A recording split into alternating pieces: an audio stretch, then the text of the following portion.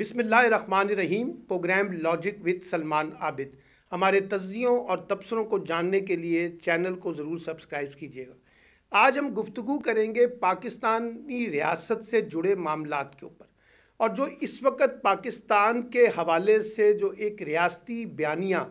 पाकिस्तान दुश्मन कुव्वतों ने इख्तियार किया हुआ है, उस पर आज गुफ्तगू की जाएगी। आपने देखा कि जो हिंदुस्तान है यानी भारत मुसलसल पाकिस्तान के ख़िलाफ़ एक प्रोपेगेंडा मुहिम चला रहा है, और वो प्रोपेगेंडा मुहिम वहाँ के थिंक टैंक्स, वहाँ की NGOs, वहाँ का मीडिया नहीं चला रहा, बल्कि इसके पीछे भारतीय रियासत, भारतीय हुकूमत उसके पीछे खड़ी नज़र आती है। और यहाँ तक कहा जाता है कि इनको फंडिंग भी जो भारतीय हुकूमत प्रोवाइड करती है कि वो पाकिस्तान मुखालिफ बयानिया जो है वो ज़्यादा से ज़्यादा भारत के अंदर भी और भारत से बाहर यानी आलमी दुनिया में उसको उजागर करने की कोशिश करें। अभी ये एक हालिया रिपोर्ट EU डिसइंफो के नाम से आई है, जिसमें कहा गया है कि भारत जो है वो कई साइट्स के ज़रिए सोशल मीडिया की मदद से पाकिस्तान के ख़िलाफ़ एक प्रोपेगेंडा मुहिम चला रहा था। अब इसका मकसद क्या था? इसका मकसद ये था कि नंबर 1, अक़वाम मुत्तहिदा की जो कौंसल बराए इंसानी हकूक़ है उस पर असरअंदाज हुआ जाए, फिर उसके बाद जो UNHCR कहलाती है, और उसके बाद ब्रसल्स में यूरोपीय पार्लियामान पर असरअंदाज होने की कोशिश की जाए। अच्छा, वो कोशिश क्या की जाए? कोशिश ये की जाए कि दुनिया को बताया जाए कि पाकिस्तान दहशत गर्दी में मुलव्वस है, नंबर 1। नंबर 2, ये बात साबित फैलाया जाए कि पाकिस्तान जो है FATF और दहशत गर्दी में संजीदा के ख़ात्मे में संजीदा नहीं है, बल्कि पसे पर्दा या पीछे बैठ के वो दहशत गर्दी को सपोर्ट करता है और दहशत गर्दों को भी सपोर्ट करता है। और ये जो FATF पे जितनी भी हमें कोशिशें नज़र आती हैं, आलमी दुनिया में बावर करवाया जाता है पाकिस्तान, वो सब का सब एक आर्टिफिशियल है, कॉस्मेटिक्स है। फिर उसके बाद ये भी कहा जाता है कि पाकिस्तान जो है भारत को डिस्टेबलाइज करने की कोशिश कर रहा है, और भारत में मौजूद वो कुव्वतें जो भारत से नाराज़ नज़र आती हैं, नाला हैं, उनके ख़िलाफ़ भी उनके ख़िलाफ़ जो है ना भारत के अगेंस्ट उसको इस्तेमाल किया जाता है। फिर ये कहा जाता है कि किसी तरीके से जो CPEC है उसको सबोताज किया जाए, और ये तो ख़ुद नरेंद्र मोदी जो है वो कह चुके थे कि उन्हें किसी सूरत में मौजूदा हवाले से CPEC काबिल कबूल नहीं है। फिर उसके बाद अफ़गान पीस प्रोसेस जो है उसके बारे में भी भारत में बड़ा एक जिसे कहते हैं तशवीश पाई जाती है कि जिस अंदाज से ये अफ़गान पीस प्रोसेस बढ़ रहा है, कहीं अगर ये कामयाब हो जाता है तो भारत को उसका फ़ायदा कम और पाकिस्तान को उसका फ़ायदा ज़्यादा होगा। इसलिए ये कोशिशें की जाती हैं कि किसी तरीके से अफ़गान पीस प्रोसेस को भी सबोताज किया जाए। फिर उसी तरीके से अगर आप ये देखिए कि ख़ास तौर पे जब मैं CPEC की बात करता हूँ तो फिर साथ साथ वो ये भी कोशिश करते हैं कि किसी तरीके से आलमी दुनिया में भारत जो है वो पाकिस्तान को आइसोलेट करे। इसके लिए वो अपने सफारत खाने इस्तेमाल करता है, अपने सफारतकारों को इस्तेमाल करता है, अपने अंदर ऐसी फिल्में बनाता है, ड्रामे बनाता है, अपने मीडिया को भरपूर तरीके से इस्तेमाल करता है जिसमें पाकिस्तान मुखालिफ बयानिया जो है उसको ज़्यादा से ज़्यादा उजागर किया जाए। फिर उसने इस लॉबिस्ट के तौर पे इंटरनेशनल दुनिया में मौजूद बड़े बड़े थिंक टैंक्स में अपना जिसे कहते हैं असर पैदा किया है। वहाँ वो फाइनेंशियल इन्वेस्टमेंट करता है कि ताकि जो दुनिया की जो पार्लिमान हैं और दुनिया में जो ताकतवर फोर्सेस हैं उनको ये बावर करवाया जाए कि भारत बिल्कुल दुरुस्त है और पाकिस्तान गलत है। फिर उसके साथ साथ कश्मीर के मामले में भी जो कुछ वहाँ 370 और 35A के तनाजुर में हो रहा है और जितनी सीरियस ह्यूमन राइट्स वायलेशंस हो रही हैं उसको बुनियाद बना के जब गुफ्तगू वो करते हैं तो उसका मलबा भी वो पाकिस्तान पे डालने की कोशिश करते हैं। फिर आप देखिए जो अमेरिका के साबिक सदर हैं ओबामा, उन्होंने अपनी किताब में लिखा है कि भारत में अक़लियतों के लिए इस वक्त कितना गैर महफूज है,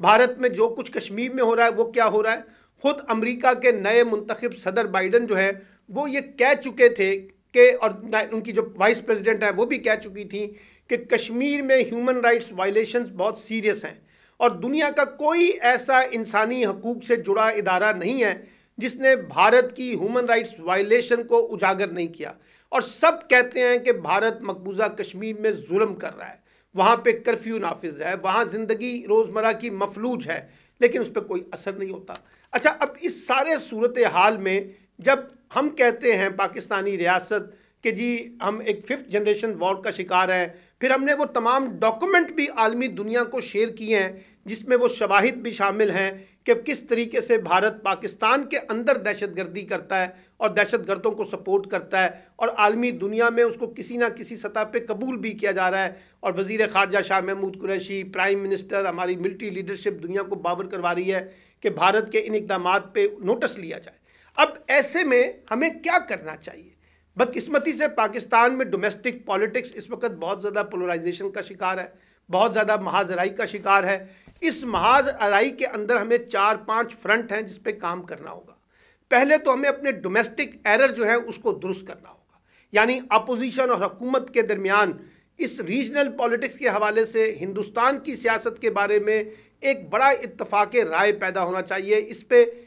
سیاست برائے سیاست نہیں ہونی چاہیے، اور جو کچھ بھی یہاں پہ حقائق ہیں انڈیا کے تناظر میں، ہمیں اس پر ایک اتفاق رائے درکار ہے، ایک بات۔ دوسری بات یہ ہے کہ ہمیں سفارتکاری کے محاذ پہ، سفارت خانوں کے محاذ پہ، ڈپلومیسی کے محاذ پہ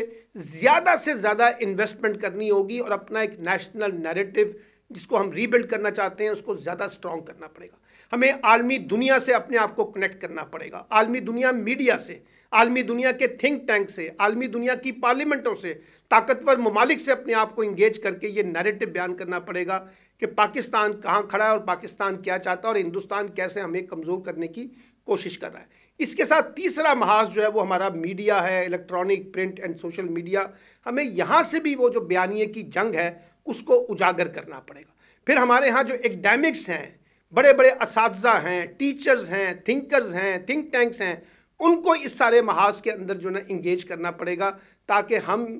زیادہ بہتر طریقے سے جواب دے سکیں، اور خاص طور پہ سوشل میڈیا کو ہم نے بھرپور طریقے سے استعمال کر کے بھارت کے جس بیانیے کو جو ہمارے خلاف ہے اس کا ایک کاؤنٹر نیریٹو جو ہے وہ ہمیں ری بلڈ کرنا پڑے گا۔ اور یہ کیوں ضروری ہے؟ اس لیے کہ پاکستان اس وقت جو کچھ کر رہا ہے دہشت گردی کے خاتمے کے حوالے سے، انتہا پسندی کے خاتمے کے حوالے سے، افغانستان کے پیس پروسیس کے حوالے سے، وہ بہت امپورٹنٹ ہے، اور اس کا تعلق صرف پاکستان کی اسٹیبلٹی سے نہیں ہے بلکہ ریجنل اسٹیبلٹی اور انٹرنیشنل اسٹیبلٹی کے ساتھ جڑے ہوئے ہیں۔ اس لیے انٹرنیشنل دنیا کو بھی یہ سوچنا چاہیے کہ وہ کون سی قوتیں ہیں جو اس وقت ریجنل اسٹیبلٹی کو چیلنج کر رہی ہیں، وہ کون سی قوتیں ہیں جو پروپیگنڈا کو بنیاد بنا کر ایک جھوٹ کی بنیاد پہ ایک ایسی مہم چلا رہی ہیں جو دنیا کے امن کو چیلنج کرے۔ اس لیے میں آخر میں یہ بات کرتے ہوئے اس کو ختم کرتا ہوں کہ بنیادی طور پہ آج پاکستان کو ایک مضبوط نیریٹو، ایک مضبوط جنگ، ایک مضبوط جدوجہد، ایک اچھی متحرک سیاسی سماجی حکمت عملی درکار ہے کہ ہم بھارت کے اس نیریٹو کا بھرپور طریقے سے جواب دیں جو اس نے خاص سوچ سمجھ کے ایک خاص منصوبہ بندی کے تحت پاکستان کے خلاف اختیار کی ہوئی ہے، تاکہ وہ دنیا میں ہمیں آئسولیٹ کرے۔ ہمیں دنیا کو بتانا ہے کہ پاکستان اس وقت جو کچھ کر رہا ہے وہ خود پاکستان کے مفاد کے ساتھ ساتھ دنیا کے بہتر مفاد میں بھی ہے، اور اسی بنیاد کے اوپر جب ہم اپنے کام کو آگے بڑھائیں گے تو ہم اپنے خلاف ہونے والے منفی پروپیگنڈے کا بھرپور طریقے سے نہ صرف دفاع کریں گے بلکہ دوسروں کو بھی دفاعی پوزیشن پہ لا سکیں گے۔ یہی نیریٹو پاکستان کی ضرورت بھی ہے، اور پاکستان کو اسی نیریٹو کے ساتھ اپنے آپ کو ری بلڈ کرنے کی ضرورت ہے۔